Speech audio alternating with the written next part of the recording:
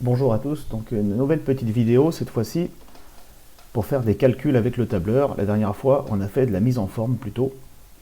Donc je vous propose de faire une nouvelle feuille qu'on va appeler facture et on va supposer qu'on réalise une étagère en bois, par exemple comme celle-là, et qu'on a besoin de planches. Donc on veut rentrer les dimensions des différentes planches, calculer la surface qu'il faut acheter, on aura un prix, et calculer le prix de ce qu'on doit acheter comme bois pour faire ces étagères. Donc au niveau des termes, on aura donc des tablettes qui sont les parties sur lesquelles reposent les livres. On aura des montants en travers là, des longs, des moyens, des courts. On peut avoir aussi des fonds au fond d'étagère. Donc voilà un petit peu ce qu'on aura besoin comme pièces. Alors bien sûr on ne va pas la faire cette étagère, c'est juste pour faire le calcul et voir comment on peut utiliser le tableau Excel pour faire ces calculs. Alors dans un premier temps, je vais vous demander de créer un tableau, donc une nouvelle feuille qu'on va appeler facture, et vous reportez les éléments qui sont dedans, c'est que du texte.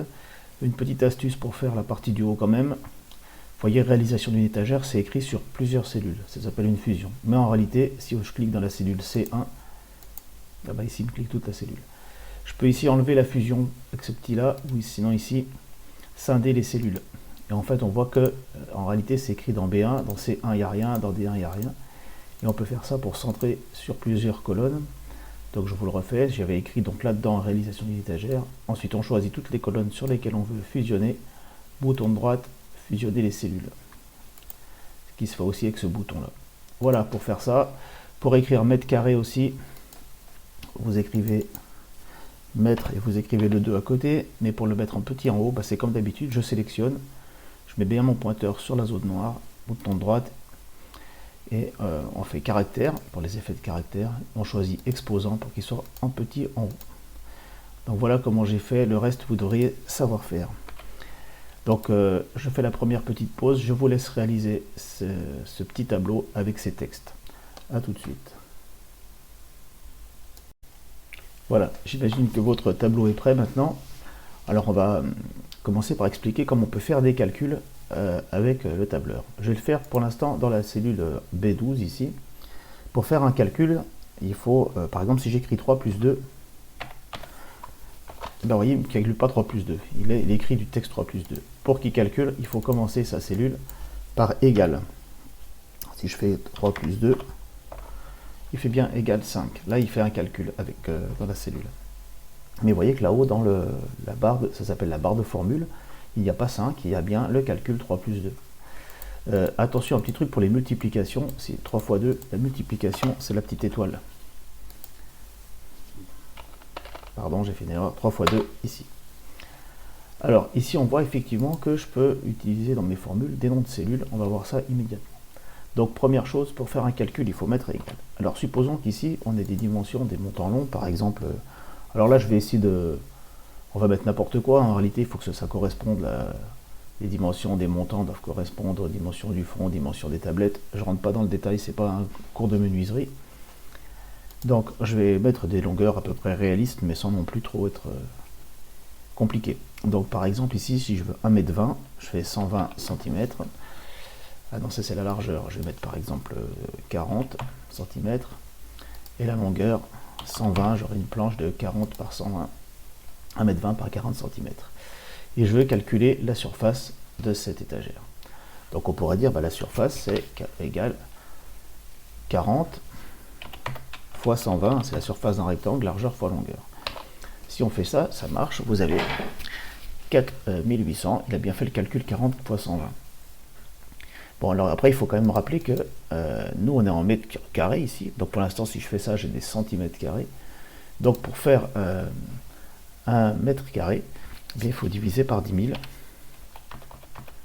Parce qu'il y a 10 000 centimètres carrés dans un mètre carré. Donc en fait, vous avez 0,48 mètres carrés.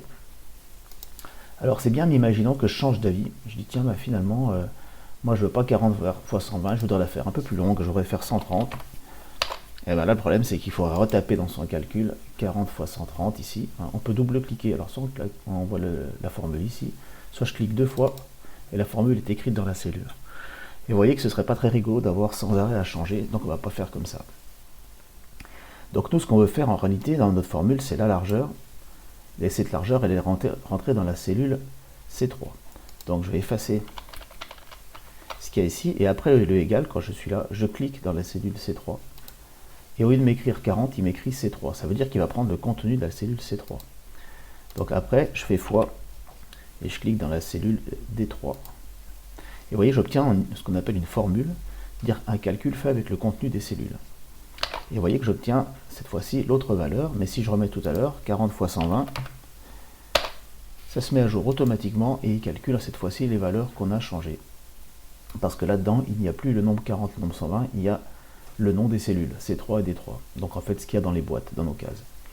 Donc voilà une première chose à faire pour que vos calculs fonctionnent. Ensuite, on peut aussi utiliser les quantités. Par exemple, imaginons qu'on veut 2 montants. Ici, il n'en tient à nouveau pas compte, donc il faudrait multiplier tout ce qu'on vient de trouver à la fin encore par 2, donc fois. Et ici, pareil, je ne prends pas 2, mais le contenu de la case E3. Je clique. Et voilà, si j'en ai 2, si j'en ai 5, maintenant ça marche. Il fait les valeurs en mètres carrés, parce qu'il a divisé par 10 000. Si vous voulez savoir le nom d'une cellule, vous double-cliquez dedans et vous voyez, il vous met en couleur les cellules qu'il utilise. Et en plus, si on voulait changer, vous voyez qu'il le change. Si vous voulez faire ça fois ça, bon ici ça sert à rien, mais il peut changer directement, dynamiquement les cellules. Il vous écrit bien les couleurs pour voir ce qu'il utilise. On ne voit pas la cellule 3 parce qu'on a fait afficher ici le calcul et que ça déborde sur la quantité. Mais sinon c'est bien, c'est bon. Donc voilà pour une première saisie, je vous laisse faire ça et vérifier que ça marche en faisant des essais. Bon, j'espère que tout marche, vous avez bien vérifié que vous pouvez changer les valeurs et que le calcul de surface se fait automatiquement. Maintenant, on va faire la même chose en dessous. Imaginons qu'on ait d'autres montants, qu'on a ici, pareil, la même largeur, 40, mais la longueur qui change, peut-être 80 cm, et qu'il m'en faut 3. Voilà, et là, je voudrais refaire le calcul. Donc, on peut essayer de deviner à quoi ressemblerait le calcul à partir de la formule du haut. La formule du haut, elle nous dit que c'est C3 fois D3, donc celle-là fois celle-là, divisé par 10 000 fois la quantité. Donc là-dessous, il faudrait prendre la valeur qui est dans la cellule C4, en fait, il faudrait marquer C4 fois D4 fois E4. Donc remplacer en fait toute la ligne 3 par la ligne 4. Donc on pourrait recopier ça, mais il y a bien mieux que ça forcément à faire. Si vous faites la copie intelligente ici, quand vous tirez vers le bas, on l'avait vu pour les lundis, mardis, etc., eh bien il comprend en fait. Et vous voyez que de lui-même, il décale tout vers le bas, il décale ce que vous avez fait sur la ligne du haut, il le fait avec la ligne du dessous. Donc ça, c'est un truc très pratique, la copie intelligente, parce que si vous avez des calculs identiques à faire d'une ligne à l'autre, vous n'avez pas à tout recopier. Et donc là, on peut effectivement descendre jusqu'en bas. Là, les 4 qui sont là, nos calculs, forcément ici marque 0 parce qu'on n'a rien rentré. Mais on pourrait mettre d'autres dimensions pour mes tablettes. Allez, j'en invente un petit peu. Le fond, il pourrait faire 60 par 60. Et il m'en faudrait... le fond long, on a dit, donc 60 par... J'essaie de voir pour que ce soit réaliste, les étagères, tablette, je sais pas. Je dis n'importe quoi, allez, on s'en fiche. 60 par 100. Et j'en mets 2. Et je vais mettre plein de petites tablettes de 60 par 40. Et mettons, on va en mettre... je sais plus combien il y en avait. Supposons qu'on les compte là-haut. 1, 2, 3, 4, 5, 6, 7, 8, 9, 10, 11, 12. Allez, et encore, j'ai pas mis les bonnes dimensions. C'est juste pour expliquer comment on pourrait s'en servir. Voilà. Et donc là, on a bien toutes nos surfaces qui sont calculées. On peut revérifier en cliquant dedans qu'il utilise bien ce qu'il y a là. Et l'autre, c'est bien E6. Donc voilà, on a ce qu'il faut. Si on change nos dimensions, il recalcule automatiquement les surfaces. Je vous laisse faire ça avant de passer à la suite. Bon, maintenant, on va calculer les prix. On va imaginer ici que tout est fait avec le même bois. Donc on aurait par exemple 15 € du mètre carré. Alors là, vous voyez, si je fais 15 et que je descends avec la copie intelligente, je vais avoir 16, 17, 18. Donc pour pas que ça arrive, il faut taper 15 deux fois et prendre les deux premiers Comme ça, si vous descendez avec la copie intelligente, il reste à 15 parce qu'il fait pareil que les deux premiers. Hein, mais sinon, par défaut, il augmente de 1. Donc ça, c'est si on avait des prix différents selon les... On mettait des matériaux différents dans l'étagère, du bois différent, ben on pourrait changer les prix. Là, on va supposer que c'est le même prix. Donc on va regarder maintenant comment calculer le prix total de notre étagère. Donc en fait, on va prendre la surface en mètres carrés fois le prix du mètre carré. Et ça, on va donc taper égal. Et plutôt qu'on pourrait écrire au clavier 1F3, qui est la cellule où il y a marqué la surface, et G3. Mais on peut aussi cliquer dedans. On clique une fois, ça fait F3. Je fais multiplier. Je rappelle que c'est l'étoile multipliée. Et ici G3, c'est fait. Donc dessous, je pourrais faire F4 fois G4. Alors on vérifie que ça marche, vous voyez, vous avez bien les deux cellules qui sont prises. Dessous, on pourrait faire F4 fois G4, mais on se rappelle que la copie intelligente fait ça pour nous. Et là, comme il y a déjà une colonne pleine, on peut même cliquer deux fois dedans rapidement, clic, clic. Et vous voyez qu'il me calcule tous mes prix. Donc, si on a des prix différents, ça marche. Hein. Si par exemple vous avez ça, c'est à 12, vous voyez qu'il modifie les calculs. Pas de problème. Donc on va rester à 15. Je vous laisse faire ça avant de passer à la suite. Voilà, donc c'est une première étape, mais c'est pas terrible parce qu'on a une colonne inutile ici, puisque tous les prix sont les mêmes. On a à chaque fois 15, 15, 15. On pourrait faire un petit peu autrement et plus élégant. Alors la première façon de faire, ce serait de mettre ça à part. Donc je prends les deux premières cellules ici, je les mets là-dessous. Et vous voyez que ici, je vais pouvoir changer les prix du mètre carré. Alors, il a été malin. Normalement, il devait y avoir dans ce calcul, ici, il devait y avoir F3 fois G3. Mais comme on a déplacé la cellule G3, ben, regardez, il s'est adapté dans la formule et m'a mis B11. Il a vu que j'avais mis la cellule G3 là-bas. Donc, elle s'appelle maintenant B11, tout va bien. Alors voilà, ça c'est fait. Maintenant, si je voulais donc supprimer ici cette colonne inutile, je supprime la colonne. Voilà, j'obtiens un message d'erreur. Pourquoi? Parce que l'autre côté, il n'y a plus à chaque fois les 15 qu'il y avait à côté. Hein. Pour le 36, il sait que c'est passé là-bas, mais là, pour les autres, il ne sait pas. Regardez la formule. Il fait bien F4, mais fois, je ne sais pas quoi, il y a une erreur puisque la colonne a disparu. Donc ce qu'on peut faire, c'est essayer d'appliquer la copie intelligente. Regardez ce qui se passe. Je tire vers le bas, et là, je vois des zéros partout. Alors, il n'y a plus d'erreur, mais il y a la valeur 0. Alors, on va regarder pourquoi. Vous voyez ici, il prend la cellule là, fois cette cellule-là. Ensuite, si je vais dessous, ben, il fait la même chose, mais il se décale d'un cran vers le bas. Donc ici, on est bien sur la cellule F4. Par contre, ici, du coup, ben, il ne fallait pas descendre, parce que si on descend, on arrive dans une cellule vide. Il fallait rester à la hauteur 15. Donc c'est pareil pour les suivants. Vous voyez, si je clique le dernier, ben, il a tout pris 3 crans plus bas. Alors pour bloquer une cellule, pour éviter qu'elle descende, ici la cellule B11, on veut qu'elle reste à B11, il y a une façon de faire, c'est de geler les numéros des lignes et les lettres de colonne et les numéros de ligne. Pour ça, on met un petit $, devant. Ici, en toute rigueur, seul le numéro de ligne devait être gelé puisqu'on se décalque. Mais j'ai tout gelé. Donc, on met un petit $, devant. Voilà. Symbole $. Ça veut dire maintenant tu touches plus. Donc, si effectivement je veux descendre avec la copie intelligente, là, ça marche. Regardez bien ce qu'il a fait. Là, il y a toujours fois B11. Et quand je vais dessous, il est resté à B11 parce que ça a été gelé alors que l'olivier est passé de F3 à de F3 ici à F4 en bas, F5, F6. Mais par contre, il ne faut pas faire ça. Donc là, je fais entrer CTRL Z quand je fais ce genre de bêtises. Voilà. Quand j'arrive ici, je double-clique.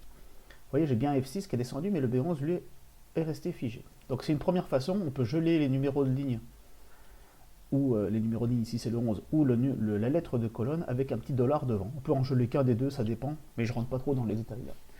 C'est pas la meilleure façon de faire, il y a beaucoup plus joli que ça. Alors la plus jolie façon de faire, c'est de donner un nom à la cellule qui est ici. Alors ça, c'est le prix du mètre carré. Donc on peut donner à cette cellule un nom. Pour ça, on fait dans dans feuille, plage ou expression nommée, on choisit définir. Donc ici, il me parle bien de facture B11. Vous voyez qu'il a bien mis un $, devant parce que ça va se geler dans les formules. C'est comme si on avait écrit tout ça.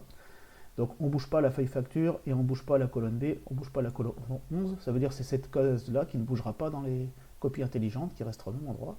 Et nous, on va, au lieu de mettre tout ça, on va marquer prix. Maintenant, cette cellule, vous voyez ici, la cellule qu'elle a, elle s'appelle B10, c'est marqué là. La cellule qui est là, elle devrait s'appeler B11, mais ça s'appelle aussi prix. Donc là, il m'affiche le nom de la cellule prix. Donc maintenant, dans ma formule, ici, au lieu de taper fois $B11, qui n'est pas très facile à lire et qui est un peu moche, on peut taper fois prix. Et là, il comprend. Vous voyez dessous, si je fais pas fois prix, mais je fais fois quelque chose que je n'ai pas défini.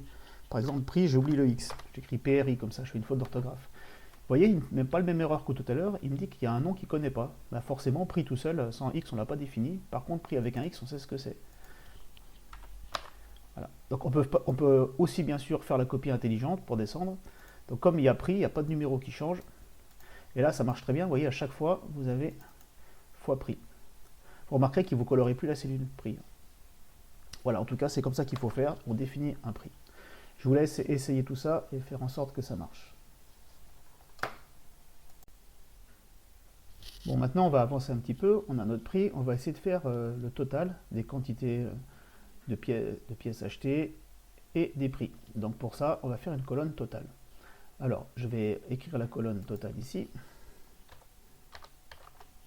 Une ligne totale, pardon, pas une colonne, hein, le total qui est dessous. Et pour que ce soit joli, on va récupérer la mise en forme grasse qui est là. Donc je fais ça pour sélectionner. Je copie la mise en forme. Je rappelle, c'est le petit balai qui est là. Vous voyez que là j'ai un petit pot de peinture qui se verse. Je colorie tout ça. Alors j'aurai du gras du total en gris. Voilà. Donc maintenant on va calculer les sommes. Donc pour faire les sommes, il y a plusieurs fonctions qui sont prêtes. Les fonctions, toutes les fonctions du tableur, elles sont dans cette liste là.